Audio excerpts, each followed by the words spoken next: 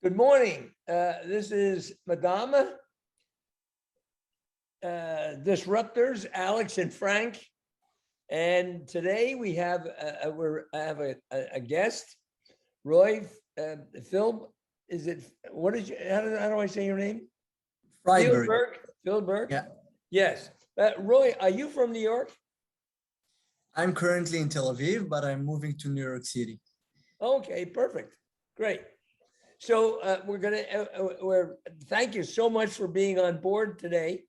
And we're going to ask you to introduce yourself further and give us some background on yourself. And then Alex will interrupt and ask some questions. Okay. Perfect. So thank you so much for the invitation. My name is Roel Friedberg, and I'm the CEO of Aura Americas, which is a fully owned subsidiary company of Aura Israel. Previous to this position, I was almost 2 years the VP of Sales and Business Development of the Israeli company, overseeing the distribution in over 50 countries. And nowadays, I'm focused only on the Americas, managing the US entity. Like I mentioned before, I'm now in Tel Aviv, but I'm doing a relocation with my family to New York. And I think that's it in terms of the background. So Roy, first of all, Wait, before from New York. Alex, wait, I just want to ask him, what time is it there? Now it's 4 p.m. Oh, we thank you so much for being on board. Okay. So I can't say Boker Tov, which is good morning in Hebrew. So for me, it's Boker Tov, because I'm in New Mexico, so Albuquerque. So Yeah. it's 7 o'clock in the morning here. But Roy, tell us a little bit. I know a little bit about your company because I actually introduced a sample product of yours into one of my hospitals. But you know, I know there's a big noise going on today with infection control, dealing with all different kinds of issues when it comes to infection control because of COVID. And one of the things that we're dealing with, I saw it just in the Wall Street Journal, or I think it was New York Times, I don't remember which paper it was, over the weekend, where they talked about the importance of air quality, indoor air quality. And I think that's what your company is focused in on. So tell us a little bit about how your system works and how you developed it and so on. Sure. So the company was founded 4 years ago, way before COVID. And the idea was to tackle a very big problem named indoor air quality. So we at Aura, we're not a COVID-19 niche company or kind of a PPE company, which was developed during COVID. Our vision started way 4 years ago. And we understood that nowadays people understand what they're eating, people understand how to work out, even what they're drinking, but we don't understand what we're breathing. And it became a very big issue. And we understood that we spend most of our time indoors, more than 90%. And those environments based on the US EPA are 5 times more polluted than the air outside. So the company decided to become the indoor air quality standard, to develop cutting edge technologies and to educate people on what they're breathing. Nowadays, we're a public listed company in the Tel Aviv Stock Exchange. We are operating, like I mentioned, in over 50 countries, from Guam Island to South Africa, and of course, the US, which is our main market. And we are proud to nowadays lead the fight against COVID and to help people breathe better air and also to understand what's happening inside of the environment. So how does it work, Roy? So what is your product? What is your offering? So currently we are in the market with 2 main products. The Aura Air is the flagship product. It's an IoT device, which you hang on a wall or ceiling, connect to electricity and Wi-Fi. The device does a couple of things. First of all, it will detect your indoor and outdoor air quality in real-time monitoring, measuring different parameters. And the idea is to understand what's happening inside of the environment, temperature, humidity, particles, CO2, VOCs, different parameters, so to understand what's happening. After that, we have a unique algorithm, which is patented, which will analyze the environment. And based on that, it will trigger the operations of the device. Then it moves to our 4 unique purification and disinfection capabilities, which are also patented. Those different steps will purify and disinfect the air entirely from different pathogens, including SARS-CoV-2 and influenza viruses. And lastly, on the technology is the data. So we're visualizing everything using mobile app and also web platform to control thousands of devices using one platform. So it's a one-stop shop for your indoor air quality environment. So really, to understand, if you put, let's say, one of my hospitals, where I just put a unit, if I put 1,000 of these units throughout a hospital, operating rooms, patient rooms, hallways, this unit will then transmit, or these units will transmit information to a central computer, and you'll be able to download or see live, real time, what the filter is doing. Is that correct? Right. Everything is live, and the idea is we're not only saying or claiming we can improve your indoor air quality, we're also visualizing everything in real time. So you will have a dashboard. You can oversee now thousands of devices. And let's say hospital is a good example. You can see now all of the rooms in real time and see the parameters changing, of course, in real time. So if someone will enter the room and will impact the level of CO2, or will cough and it will maybe impact the level of particles, or even use a hand sanitizer, the device immediately will sense what's happening in the environment. It will trigger the operations, and you will be able to see it in real time using the dashboard. So when the filter identifies, let's say I take a hairspray can, let's give that as an example. I walk by the filter and I spray around the filter hairspray. The machine will pick it up, send the message to the computer saying that we identify these impurities in the air, and then the filter will do what? It will actually ramp up. Yeah, it will ramp up. It will do more air exchanges. It will increase the UVC, and it will also generate negative and positive ions to the room immediately. And then when the air will be clean and safe, it will decrease back to a normal operation, and it's immediately. So that report will be in the computer, and it will then show that the CO2s was up, and then at 1 o'clock in the afternoon, and by 5 o'clock in the afternoon, it's now normal. So it's not only, we're not only trusting that, because I know a lot of other companies have air filters, and we're just doing blind trust that the machine is actually doing what it's doing. What's unique about your product, you're saying, is that it actually identifies, cleans out the air, and sends you the message when it's done or what it's doing while it's doing it. Is that correct? And you can also see historical data. So you can see, for example, in your hospital, what happened 2 months ago. And you can also, you will be able to generate reports. I'll give you an example. So unfortunately, all of us saw what happened in New York City senior living facilities during COVID. Think about it, if you could see in real time every indoor environment, and you'll be able to generate those reports and see what's happening inside of the environment to better mitigate the risk. So everything is historical, and we're now also working on forecasting. So I will be able to tell you in your hospitals, in those 2 rooms, there is a high risk for virus transmit because there is lack of ventilation, because the particle levels during the day are too high. We suggest to do A, B, and C. So it's also, we have the option to forecast and to analyze the environment based, of course, on all of the monitoring we're doing. Well, really, what's interesting is that in operating rooms in hospitals, they have to maintain certain CO2 levels. So this would be excellent, for an operating room.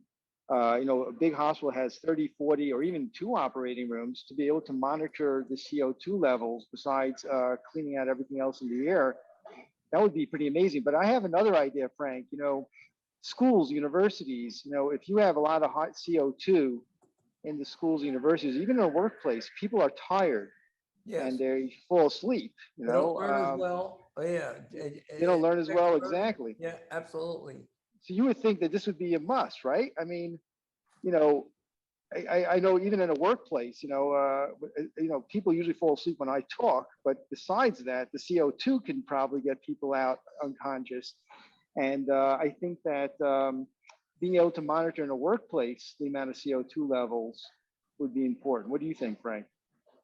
Yeah, I have a question. How many, what's the smallest cubes and the largest cubes your machines will handle? So the big unit, we have two units. The big unit, you can see over here behind me on the wall. That's our flagship product, the Aura Air device. This device covers 600 square feet. And I have also the Aura Air Mini, which is a portable Square device. feet or cubic? Cubic square feet. Yeah, 206 CFM. So it's cubic feet per minute. Oh, okay. All right. Go ahead. And this is the smaller version, the Aura Air Mini. It's on the go unit. And this one covers 107 square feet. So that small unit would be good for patient rooms, for example, right? That would probably be. And then the bigger unit would be for operating rooms, I gather.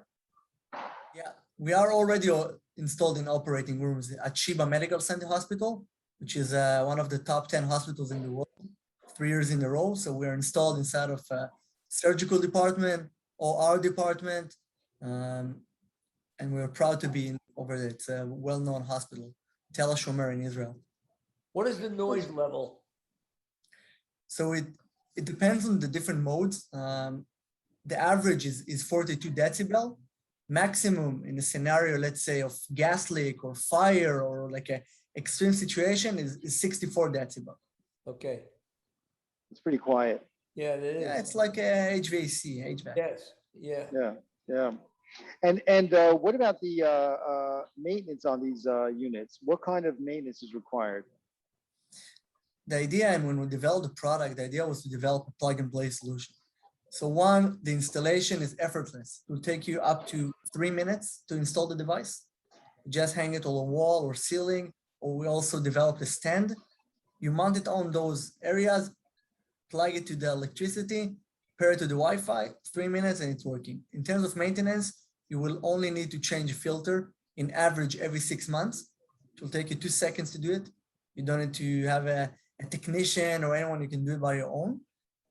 And we will also notify you when you need to change the filter, of course, based on the operations of the device. So we are counting the amount of particles that are that the device captured, because everything is monitored in real time. That's very interesting. And is the unit, when you're setting it, it goes higher and lower as it identifies the different pathogens or carbon dioxide in the air, the air quality. So is there any point that the unit goes off completely, or the unit's always on? It's always clean. Always on, always sensing. The idea is all the time to understand what's happening in the environment. And moreover, on the technology, and that's something I didn't mention before. So the Aura system is operating in 2 ecosystems. One, home automation, smart home automation. So we have integration to IFTTT, Google Home, Alexa, all of those home automation. And inside of buildings, we're also working in smart building automations. So we can connect to the BMS, we can connect to your HVAC. So for example, like you mentioned, if we are detecting high level of CO2, we can trigger the fresh air system to bring fresh air from the outside automatically using the integration with the API. So it's not passive. We're also taking a proactive approach. And that's something unique in the market. You won't see devices doing all of those integrations to different platforms. Think of integration to your Nest thermostat. So we can also impact the air quality by changing the temperature in the room. So we can decrease the VOCs, for example. That's interesting. So what about someone who has allergies, for example? Let's say somebody is highly allergic to pollen and they're in a room, the windows are closed, the AC is on, but it's still sneezing and they're dying from the allergies. Will this actually reduce the effect of allergies on a person? Have you noticed that it actually affects people in that way? For sure. So inside of the Ray filter, which is our patented filter, we have 3 different layers: HEPA, H13, carbon, and zinc, antibacterial layer with zinc. So we tested the effectiveness of the system to capture pollen, to capture smoke. Of course, we've done the CADR testing. Besides that, during the pairing process, we have your indoor air quality assistant, a software named Heidi. So when you're installing the system, it will ask you a couple of questions. Are you allergic to specific pollen? Are you doing any indoor or outdoor activity? And if you're allergic to a specific tree, and it will all the time personalize the recommendation and the operations to maintain a safe environment for you and for specific allergens. So if the room is with if I don't have any allergies and let's say there is no severe situation, so the device will operate on a regular basis. But if you're allergic to dust, it will all the time maintain a lower level of dust for you, which is required by the user. What about, Alex, I have a question. What about allergy? Is it sensitive for allergy? So allergy, usually pollen are PM 2.5 or PM 10. It's the size of the particle. So it's 0.3 micron and 1 micron. We're all the time measuring those two parameters. So we can tell you what's the amount of particles in the room. Therefore, what's the possibility for those allergens to be in your environment. Great. One more question. What about battery? Is it battery backup? So it's not battery backup. The smaller devices operate on batteries. It is battery backup? Isn't. No. It's not. But you did say it was connected to electric. So in the event Right. the electric goes out, this goes out. Right. Is it possible in the future for it to be battery backup? Because the devices, we have a very strong motor inside of the device to circulate the air. So it could not operate using battery, unfortunately. Maybe in the future version, we will do a smaller version. So if the electric goes down, it goes down. Right. Okay. Yeah, I mean the interesting thing to me, Frank, is the fact that the machine is actually transmitting data. I mean, I always had a problem when people come in with air filtration systems. You really don't understand or know what is going on with those air filtration systems. To me, what's really phenomenal about this is the unit is identifying and giving you the information, and then it's also adjusting itself. You know, as it's working, it's actually adjusting the amount of power that it's transmitting, the amount of filtration that it's doing based on what's going on in the room.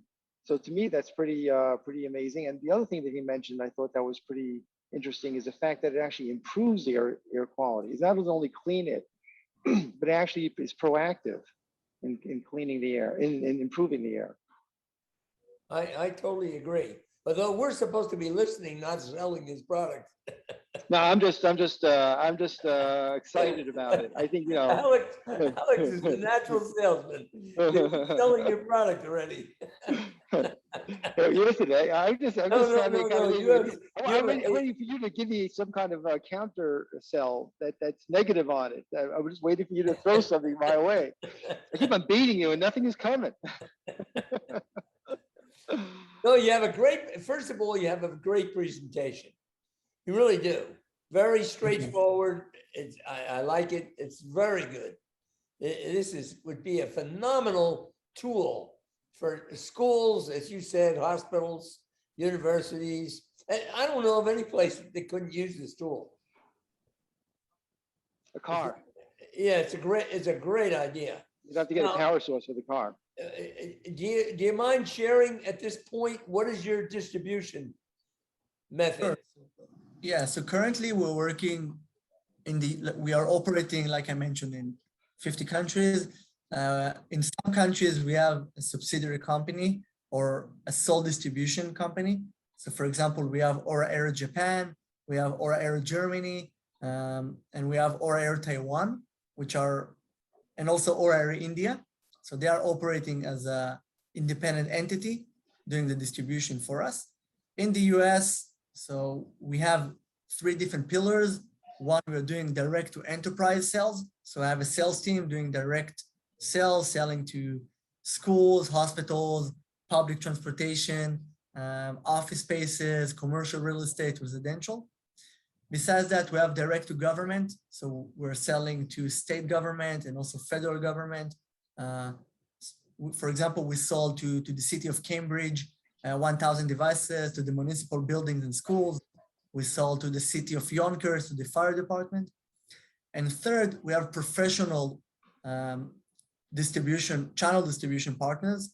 So we signed an agreement with D&H, which is the biggest retail distributor in the US. It's a $5 billion company. We're working with Newbie for the newborn market, working with Henry Schein for the medical market. So we have different 3 pillars. Each one of them is targeting different vertical market. Roel, let me just interrupt one more question, Frank. I just thought of on this software for the computer. How does it work? Is it like how does all the units connect to your computer, or does it connect to your phone too? I mean, if you wanted to walk around and look at your phone and see the data on these devices, would you be able to do that? Sure. So everything is connected to the computer and also to your mobile phone. So there is a mobile app, there is a web platform, and there's also a QR code for temporary users. So for example, if you're entering now the hospital and you don't want to download a mobile app, so you can scan a QR code similar to what we're doing in restaurants during COVID, and immediately you would be able to see what's happening inside of this room using the QR code. So that's for temporary users that can enter now. For example, we are installed on buses and trains. So people can enter the bus, scan the QR code on the bus, and see the air quality inside of their bus. Wow. So in other words, a patient can come into a hospital, or a parent can go into a school, and they can actually hit the QR code and see what the indoor air quality is for their students or the patients. Right, in real time. That's pretty cool. That's pretty cool. So that really is informative. I mean, especially if the kid has allergies and he's going to school and these units are in the school, it's a great sales pitch for the principals and the teachers to show that they're concerned about the kids in the classroom. And they're able to prove that these machines are doing what they're doing. That's pretty amazing. How popular is this unit in Israel right now? It's popular, although Israel is not a market for us. It's too small. Our focus is really on bigger markets. In Israel, we install in hospitals, in schools, in government projects. We're working with the Ministry of Defense, working inside of commercial real estate. Because we have done the IPO on the Tel Aviv Stock Exchange, so most of our investors, the top 3 investors are strategic investors, the biggest real estate groups in Israel. So we're fortunate to use them also as a channel of distribution, but it's not a big market. We're much more focused on the US. What's your symbol on the Tel Aviv Stock Exchange? AUSA. I can send you the Bloomberg page. That'll be great. That'll be great. Frank, any other questions that you may have? Well, I'd like to be sure before we end that he gives us permission to put up his phone. Do you want us to put up your phone number or your email address? Or so people could get in touch with you? Because we will put that up when we put this podcast up. We'll be happy to publish that so people can get in touch with you direct if you want them to. Sure. So do you want to give it to us now? Yeah, I just sent it on the chat. Oh, okay. Oh, there it is. There you are. Perfect. Beautiful. Okay. Very good. That's Roel, good. that's great. It just showed up on your screen, Frank. Yeah, I see it. I see it. Okay. Well, we sure think you were a fantastic guest. And we thank you so much for being here. You're definitely a disruptor. There's absolutely no question about it. You already know it. You know, what impresses me is everything that you said. If I understood you correctly, you've only been in business 4 years. Right. I mean, you've done an amazing job in 4 years. The average people take 40 years to do what you're doing in 4 years. So, I mean, you've covered a huge territory and accomplished an awful lot in 4 years. Where does the product come out of when you're shipping? Very good question. Currently, we are producing the product in Israel, but also in Florida. So we are proud also to have a factory in the US doing assembly in the US product. So we're fulfilling the product from 2 fulfillment centers in Nevada and New Jersey, and also another one in Israel. So that's another thing that we are proud is to have the product assembled in the US and to help the US economy. Oh, that's great. Super. Well, thank you so much for being here, and thank you for taking up your time. And I have nothing else to add, except I think this is probably one of the best podcasts we had. Not the best, but would you agree, Alex?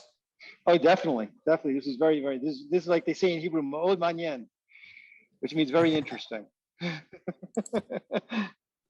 So thank you so much We're just showing off. for being here, and thank you, Alex.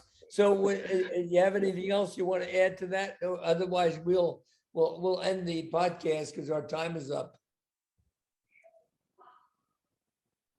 You have anything else you wanted to add, Alex? Oh no, nothing else. I just want to say thank you very much, Roe, for your time. Toda rabah. And we're looking forward to seeing your product here in the U.S. to seeing more Thank of you it so much. around. Thank you, and God bless you, and I love you. Take care, everyone. Okay, bye. Bye.